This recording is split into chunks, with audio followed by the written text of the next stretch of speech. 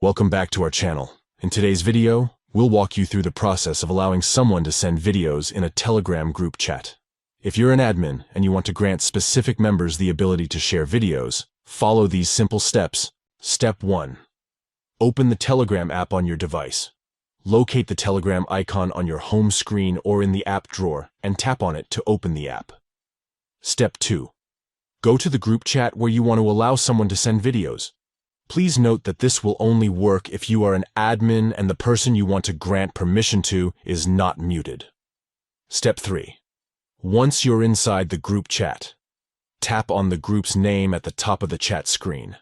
This will take you to the group settings. Step 4. Scroll down through the options until you find the Members section. Tap on it to view the list of group members. Step 5. To grant the ability to send videos to a specific member, tap and hold on their name. A menu will appear and then tap on User's Permissions. Step 6. Inside the User's Permissions menu, you'll find various options. Look for the option that says Media and tap on the arrow next to it to expand the options. Then enable Videos by tapping on the toggle switch.